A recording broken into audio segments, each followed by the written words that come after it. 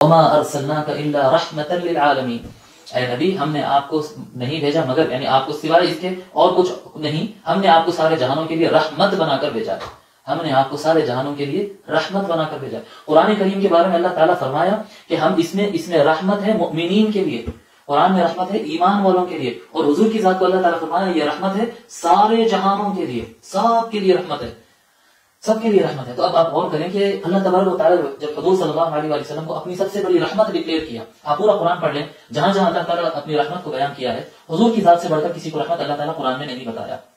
جب سب سے بڑی رحمت حضور کی ذات کو بتایا اور اوپر حکم دیا سورہ یونس میں کہ جب اللہ کی رحمت ہو تو خوشی ہونا چاہیے، خوشی منانا چاہیے، تو آپ اب تصور کریں کہ جب سب سے بڑی رحمت آئے تو ہم خوشی منائیں یا نہیں منائیں، خوشی منائیں یا نہیں منائیں۔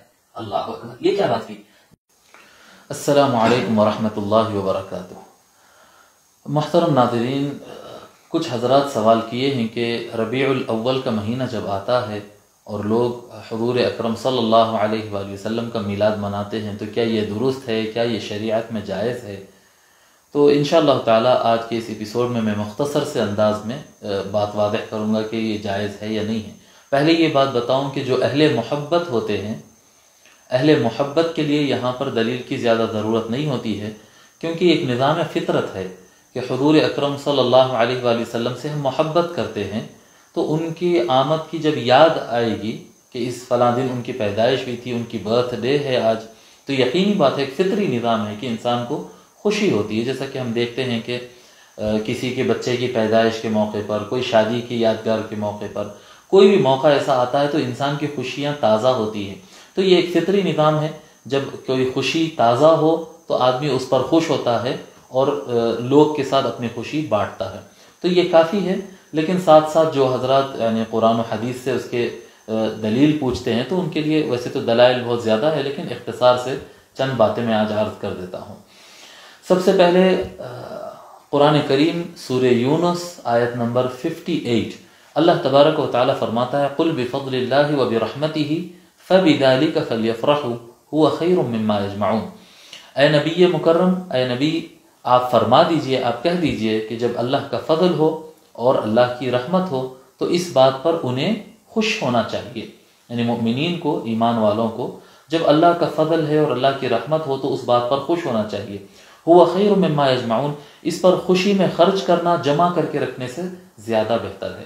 تو جہاں پر بھی اللہ کا فضل ہو، اللہ کی رحمت ہو، گھر میں بیٹا بیٹی پیدا ہوتے یہ اللہ کا فضل ہوتا ہے، تو اس پر خوش ہونا چاہیے، اور اس خوشی میں عقیقہ کرنا تو ایک سنت ہے۔ اور اسی طرح سے لوگ گھر بناتے ہیں تو گھر کی خوشی میں گھر برونی کی دعوت دیتے ہیں، یہ بھی بڑی خوشی کی بات ہے۔ کوئی گاڑی سواری خریدتے ہیں تو خوشی، جب کبھی بندے کو خوشی ملتی ہے تو وہ خوشی بانٹنا اور خوشی کا اظہار کرنا، یعنی اللہ تعالیٰ کے فضل سے جب خوشی ملتی ہے، اللہ کی کوئی رحمت والی چیز مل جاتی ہے، اس پر خوش ہونا چاہیے۔ اب اللہ کے فضل پر خوش ہونا چاہیے اور اللہ کی رحمت پر خوش ہونا چاہیے۔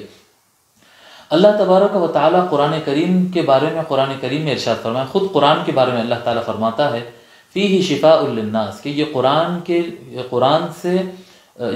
قرآن میں لوگ کے لیے شفا ہے، وہدن اور ہدایت ہے، ورحمت للمؤمنین، اور اس میں فیہ شفاء للناس وہدن ورحمت للمؤمنین، اور اس میں ہدایت ہے اور رحمت ہے ایمان والوں کے لیے۔ اللہ تعالیٰ فرماتا ہے رحمت ہے ایمان والوں کے لیے۔ دیکھو مؤمنین، قرآن مؤمنین کے لیے رحمت ہے۔ جب اللہ تبارک و تعالیٰ قرآن کو مؤمنین کے لیے رحمت بنایا اور رحمت بھیجا، تو اللہ تبارک و تعالیٰ وہ جو رات میں قرآن نازل کیا، وہ جس رات میں قرآن نازل ہونا شروع ہوا، اس کے بارے میں فرمایا انا انزلناہ فی لیلۃ القدر وما ادراک ما لیلۃ القدر، بے شک ہم نے اسے نازل کیا ہے لیلۃ القدر میں، شب قدر میں، جو عام طور پر 27 یا 25 یا 23 طاق راتوں میں جو آخری دہے میں رمضان میں آتے ہیں، 21 یا 23 یا 25 27 یا 29، عام طور پر 27 کو لوگ امید کرتے ہیں کہ وہ شب قدر ہوگی۔ کیا ہے شب قدر صاحب؟ شب قدر یاد ہے قرآن کریم کے نازل ہونے کی رات۔ اسی طرح کی ایک رات میں آج سے تقریباً 1,500 سال پہلے قرآن کریم نازل ہوا تھا۔ اس نازل ہونے کے دن کو اللہ تبارک و تعالیٰ نے ایک نام دے دیا شب قدر، اور اس کو اہمیت دے دی۔ وما ادراک ما لیلۃ القدر، آپ کیا جانتے ہیں کیا لیلۃ القدر ہے؟ لیلۃ القدر خیر من الف شہر، یہ لیلۃ القدر 1000 مہینوں سے زیادہ بہتر ہے۔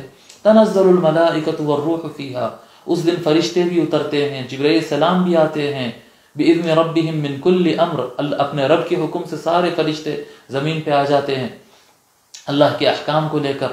سلام ہی حتی مطلع الفجر، یہ پوری کی پوری رات فجر آنے تک اللہ تعالیٰ اس دن اس رات کو سلامتی والی رات بنا دیا۔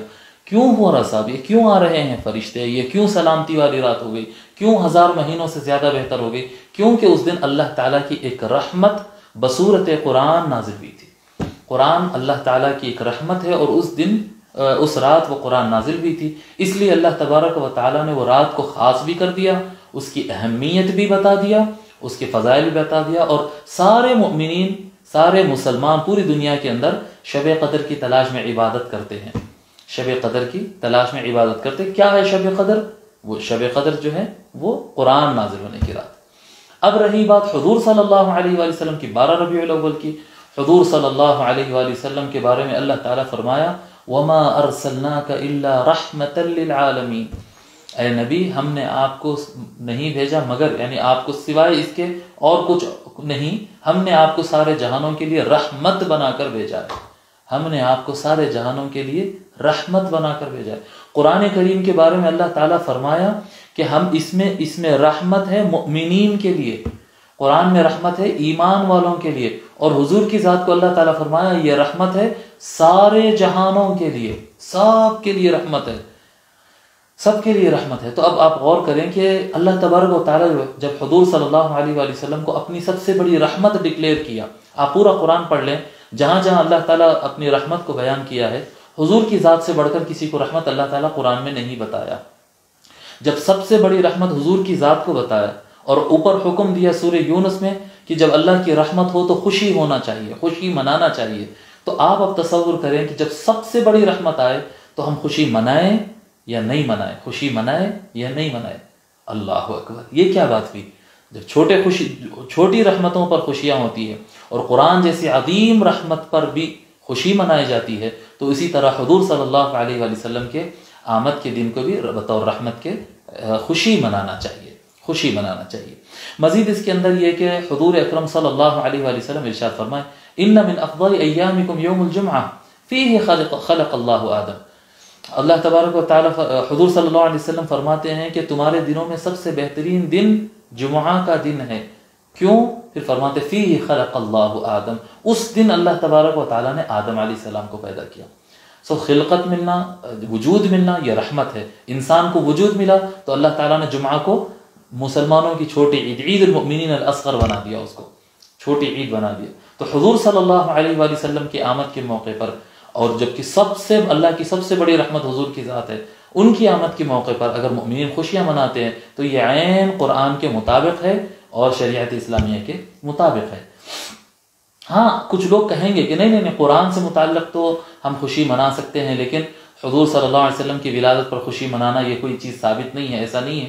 نہیں، اللہ تبارک و تعالیٰ حضور کی ذات کو ایک تھرمامیٹر بنایا ہے مؤمنین اور منافقین میں پہچان کے لیے۔ دیکھیے قرآن کی خوشی، قرآن کے نزول کے موقع پر شب قدر منانا، اس دن عبادتیں کرنا، خود حضور صلی اللہ علیہ وآلہ وسلم یہ عمل کر کے بتا دیے۔ لیکن جب میلاد کا موقع آیا تو میلاد کے لیے بھی بتائے ہیں، میں آگے بتاؤں گا، میلاد کے لیے بھی بتائے ہیں، لیکن عام طور پہ منافقین جو رہیں گے وہ شب قدر تو دھوم دھوم سے، یعنی قرآن کی جو نزول کی اینول ڈے ہوگا قرآن کا، اس دن کو تو منانے وہ سب سے سامنے رہیں گے، لیکن جب حضور کا اینول ڈے منانے کی بات آ جائیں گے، سالانہ دن منانے کی بات آئیں گے تو وہ پیچھے ہٹ جائیں گے۔ اسی سے متعلق اللہ تبارک و تعالیٰ سورہ نساء آیت نمبر 61 میں فرمایا، منافقین کی تعریف کرتے ہوئے، منافقین کی پہچان بتاتے ہوئے فرماتا اللہ تعالیٰ وَإِذَا قِيلَ لَهُمْ تَعَالَوْا إِلَى مَا أَنزَلَ اللَّهُ وَإِلَى الرَّسُولِ، جب ان سے کہا جائے گا کہ آؤ اس چیز کی طرف جس کو اللہ نے نازل کیا، یعنی قرآن، آؤ قرآن کی طرف اور رسول کی طرف آؤ، رَأَيْتَ الْمُنَافِقِينَ، تو آپ دیکھیں گے منافقین کو يَصُدُّونَ عَنْكَ صُدُودًا، اے نبی آپ کی طرف آنے سے وہ لوگ رکیں گے، قرآن کی طرف جانے سے رکیں گے، اللہ تعالیٰ قرآن میں نہیں فرمایا۔ اگر کوئی قرآن کے دن کو خوشی خوشی سے مناتا ہے اور قرآن کی طرف لوگ جاتے ہیں، قرآن پڑھتے ہیں، قرآن چومتے ہیں، قرآن اپناتے ہیں، تو ان کو تکلیف نہیں ہوتی ہے۔ لیکن حضور کی اگر نعت پڑھتے ہیں، حضور کی اگر سیرت مناتے ہیں، حضور کے نام سے اگر لوگ کو کھانا کھلاتے ہیں تو ان کو تھوڑا سا اعتراض ہوتا ہے۔ اگر کسی کے دل میں اعتراضات اگر اس طرح سے آ رہے ہیں تو اس کو وہ دل سے نکالے کہ یہ نفاق کا دھبا ہے، یہ منافقت دل میں آ رہی ہے، اس سے اپنے آپ کو پاک کرے اور اپنے آپ کو صاف کرے۔ اب حضور صلی اللہ علیہ وآلہ وسلم کا کیا عمل رہا؟ حضرت ابو قتادہ انصاری رضی اللہ تعالیٰ روایت فرماتے ہیں، مسلم شریف کی حدیث ہے، جو حدیث پڑھنے جا رہا ہوں صحیح مسلم حدیث نمبر 1162 حضرت ابو قتادہ انصاری رضی اللہ تعالیٰ پوچھتے ہیں کہ حضور اکرم صلی اللہ علیہ وآلہ وسلم سے پوچھا گیا، سئل عن صوم الاثنین، حضور صلی اللہ علیہ وآلہ وسلم سے پوچھا گیا یا رسول اللہ آپ پیر کے دن روزہ کیوں رکھتے ہیں، منڈے کو آپ کیوں روزہ رکھتے ہیں؟ فقال، تو حضور نے فرمایا فیہ ولدت وفیہ انزل علی، اس دن میری پیدائش ہوئی اس لیے اس دن میں روزہ رکھتا ہوں اور اسی دن مجھ پر قرآن بھی نازل ہوا ہے۔ تو حضور اکرم صلی اللہ علیہ وآلہ وسلم کیا ریزن بتا رہے ہیں کیوں روزہ رکھ رہے ہیں؟ اپنی ولادت کی یاد میں روزہ رکھ رہے ہیں۔ تو یہاں پر ایک سنت معلوم ہوئی ہے کہ حضور صلی اللہ علیہ وآلہ وسلم کے میلاد منانے کے لیے روزہ رکھ کر اللہ تعالیٰ کا شکریہ ادا کرنا یہ ایک سنت طریقہ ہے، تو شکریہ ادا کرنا یہ ایک مسنون طریقہ ہے، یہ بات معلوم ہوگی۔ حضرت انس رضی اللہ تعالیٰ عنہ روایت فرماتے ہیں ان النبی صلی اللہ علیہ وآلہ وسلم عق عن نفسه بعدما بعث نبیا، حضرت انس رضی اللہ تعالیٰ عنہ فرماتے ہیں کہ حضور صلی اللہ علیہ وآلہ وسلم جب نبی بن گئے تھے، جب مبعوث ہو گئے تھے، نبوت اپنی اعلان کر دیے تھے لوگوں کے درمیان، اس کے بعد بھی انہوں نے پھر اپنا عقیقہ کیا، جبکہ سیرت کی تاریخوں میں پڑھے حضور صلی اللہ علیہ وآلہ وسلم کی ولادت پر ان کے دادا حضرت عبد المطلب ان کا عقیقہ کر چکے تھے، اور آپ سب کو پتا ہے عقیقہ زندگی میں پیدائش وقت صرف ایک ہی مرتبہ ہوتا ہے، لیکن حضرت عبد المطلب حضور کے دادا عقیقہ کر دیے تھے، اس کے بعد حضور صلی اللہ علیہ وسلم پھر سے دوبارہ جو ہے وہ عقیقہ کیے ہیں۔ عقیقہ کیا ہوتا ہے صاحب؟ عقیقہ بچے کی خوشی میں گوشت بکرا وغیرہ ذبح کر کر، بچہ ہو یا بچی، اس کی خوشی میں ذبح کر کے جو لوگوں کو کھلایا جاتا ہے، خوشی میں جو کھانا بانٹا جاتا ہے اسے عقیقہ کہتے ہیں۔ گوشت اس لیے بانٹا جاتا ہے کیونکہ سب سے اچھا کھانا گوشت ہے، سید الاطعمہ کہتے ہیں گوشت کو، سب کھانوں کا سردار کہتے ہیں، سب سے اچھا کھانا گوشت ہے۔ تو حضور اور گوشت میں بھی سب سے اچھا گوشت بکرے کا ہوتا ہے، حضور صلی اللہ علیہ وسلم بکرا ذبح کر کے دوبارہ تقسیم کروائے، ہو گیا سو عقیقہ دوبارہ کرنا کیا ہے؟ حضور صلی اللہ علیہ وسلم اپنی ولادت کی خوشی دوبارہ منائیں۔ اس سے یہ بات علماء کرام، امام جلال الدین سیوطی وغیرہ کئی علماء نے اس بات سے استدلال کیا اور بتایا کہ حضور صلی اللہ علیہ وآلہ وسلم دوبارہ ذبح کر کے یہ بات بتائے ہیں کہ میری ولادت کی خوشی میں خوش ہوتا ہوں اور لوگوں کو کھانا کھلاتا ہوں۔ تو حضور صلی اللہ علیہ وآلہ وسلم کے میلاد کے موقع پر اگر کوئی کھانا پکاتا ہے، مختلف قسم کے کھانے ہو، میٹھے ہو، جو وہ بنا سکتا ہے، اگر بنا کر وہ تقسیم کرتا ہے اور لوگوں کو کھلاتا ہے تو یہ عین سنت کے مطابق ہوگا، اور یہ حدیث شریف میں ہے۔ اور یہ جو حدیث میں پڑھا ہوں اس کو امام طبرانی نے المعجم الاوسط میں، اور ابن ابی الدنیا نے کتاب العیال میں، مسند البزار میں، السنن الکبریٰ میں، بے شمار کتابوں میں یہ حدیث موجود ہے۔ اور کیا ہوتا صاحب میلاد کے موقع پر؟ اور یہ ہوتا ہے کہ لوگ نعت شریف پڑھتے ہیں، حضور کا میلاد پڑھتے ہیں، یعنی ولادت کے وقت کیا واقعات ہوئے تھے وہ پڑھتے ہیں، اور نعت شریف پڑھتے ہیں، حضور کی شان بیان کرتے ہیں، حضور کی سیرت اور شمائل بیان کرتے ہیں۔ احادیث شریفہ میں آتا ہے اور کتب میں آتا ہے کہ ایک صحابی تھے حضرت عباس بن مرداس رضی اللہ تعالی عنہ، جو صحابی ہے، ماں بھی صحابی ہے، بیٹے بھی صحابی ہے، ماں بھی صحابی ہے اور بیٹے بھی صحابی ہے۔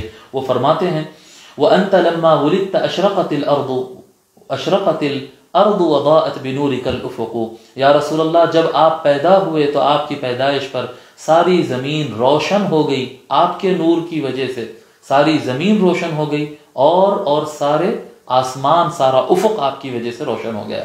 تو یہ کیا بیان کر رہے ہیں صحابی رسول؟ ایک تو حضور صلی اللہ علیہ وسلم کی تعریف بیان کر رہے ہیں، اور حضور صلی اللہ علیہ وسلم کی ولادت کا تذکرہ کر رہے ہیں۔ اور یہ اسی طرح کا شعر جو ہے حضرت عباس بن عبد المطلب، حضور صلی اللہ علیہ وسلم کے چچا، چھوٹے چچا، جو صحابی بھی ہیں، اہل بیت سے بھی ہیں، انہوں نے بھی شعر کہا وَأَنْتَ لَمَّا وُلِدْتَ أَشْرَقَتِ الْأَرْضُ وَضَاقَتْ بِنُورِكَ الْأُفُقُ فَنَحْنُ فِي ذَلِكَ الضِّيَاءِ وَفِي النُّورِ وَسُبُلِ الرَّشَادِ نَخْتَرِقُ، فرماتے ہیں کہ آپ جب پیدا ہوئے تو ساری زمین روشن ہو گئی، اور آپ کے نور سے سارے آسمان روشن ہو گئے، بس ہم اس روشنی کے اندر اور اس نور کی وجہ سے آج اس نور کے اندر اور راہ حق کے راستے پر ہم آگے بڑھتے چلے جا رہے ہیں۔ یہ کیا ہو رہا ہے؟ مصطفیٰ کے نور سے ہم ترقی کرتے جا رہے ہیں اور آگے بڑھتے جا رہے ہیں۔ تو یہ حضور صلی اللہ علیہ وآلہ وسلم کی نعت بھی ہو رہی ہے، حضور صلی اللہ علیہ وآلہ وسلم کی ولادت کا بھی تذکرہ ہو رہا ہے۔ یہ صحابہ کرام کی سنت ہے۔ اگر کوئی حضور صلی اللہ علیہ وسلم کی ولادت کا تذکرہ کرتا ہے، آپ کی شان بیان کرتا ہے، آپ کی نعتیں پڑھتا ہے جی، تو یہ سارا کچھ حضور صلی اللہ علیہ وآلہ وسلم کی سنت ہے۔ تو قرآن کریم سے اللہ کی رحمت کے آمد کے موقع پر خوشی منانا ثابت ہے، اور حضور صلی اللہ علیہ وسلم کائنات کی سب سے بڑی رحمت ہے، جیسا کہ قرآن کریم میں اللہ تبارک و تعالیٰ نے بیان کیا ہے۔ حدیث شریف سے ثابت ہو گیا کہ حضور صلی اللہ علیہ وسلم کی ولادت کے خوشی میں، حضور کی ولادت کی خوشی میں اللہ کی شکر ادا کرتے ہوئے روزہ رکھنا سنت ہے، کھانا کھلانا سنت ہے حضور صلی اللہ علیہ وسلم کی۔ پھر میلاد کا تذکرہ کرنا، حضور کی نعتیں پڑھنا، یہ صحابہ کرام کی سنت ہے جی، یہ ثابت ہو گیا ہے۔ ہاں، اس کے ساتھ اور کوئی نیک کام آدمی کرے حضور صلی اللہ علیہ وسلم کو تحفتاً ثواب پہنچانے کے لیے، اللہ کا شکر ادا کرنے کے لیے، نفل نماز پڑھے، قرآن کی تلاوت کرے، درود شریف میں کثرت کرے، یہ سب کام جو ہے بالکل جائز ہے اور ثواب کا کام ہے، بہترین۔ ساتھ ساتھ اگر لوگ اپنے مکان صاف کرتے ہیں، محلے صاف کرتے ہیں، روشنی کرتے ہیں، سجاوٹ کرتے ہیں، تو یہ فطری چیزیں ہیں، فطری چیزیں ہیں۔ جب آپ کے گھر میں دعوت ہو اور خوشی کا موقع ہو، شادی ہو، تو کیا اس میں فتویٰ لانا پڑتا ہے کہ ہم اپنے گھر پہ پھول لگانا چاہ رہے ہیں، ہم اپنے گھر پہ جو ہے کچھ لائٹنگ کرنا چاہ رہے ہیں، اس کے لیے فتوے کی ضرورت پڑتی ہے؟ نیچرل چیزیں ہیں، ہر علاقے کا، ہندوستان کا ایک کلچر ہوتا، یہاں پر خوشی منانے کا ایک کلچر ہے، عربستان میں الگ کلچر ہے، اپنے اپنے جگہ کے حساب سے۔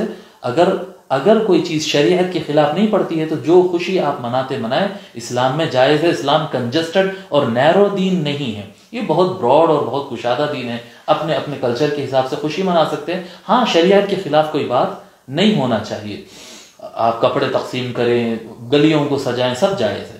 ہاں، کچھ چیزیں اس کے اندر ہے جو لحاظ رکھنا چاہیے۔ نمبر 1 لحاظ رکھنا چاہیے کہ یہ نہیں ہونا چاہیے کہ ہم اس طرح سے خوشی ہو کہ لاؤڈ اسپیکر گلیوں میں لگا رہے ہیں، بڑے بڑے روڈوں پہ لگا رہے ہیں، اور بڑی آواز میں نعت قوالی ہم لگا دیے ہیں، کوئی سن رہا ہے کوئی نہیں سن رہا ہے، گھروں میں لوگ کو تکلیف ہو رہی، نہیں، یہ جائز نہیں۔ خوشی منانے میں دوسرے کو تکلیف دینے کی اسلام میں اجازت نہیں ہے۔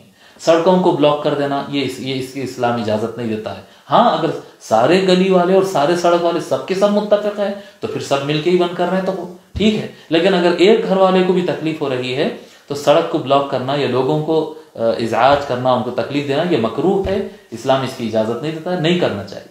سڑکیں بلاک نہیں کرنا چاہیے، بڑی آواز میں دیر دیر تک ساؤنڈ لگا کر چھوڑ دینا، یہ مناسب نہیں ہے۔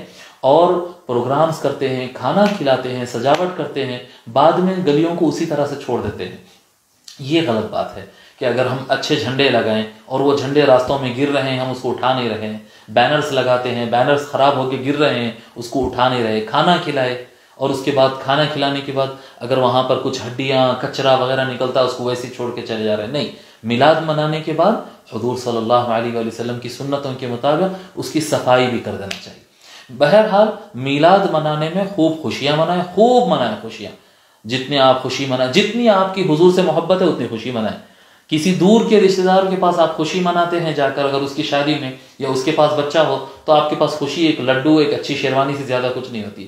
لیکن اگر خوشیاں گھر میں آئی ہوں تو سارا گھر سجا دیتا ہے، سارا محلہ سجا دیتا ہے، بولتا ہے نہیں، آج میرے بیٹے کی خوشی ہے، آج میرے باپ کی خوشی ہے، آج میرے بھائی کی خوشی ہے۔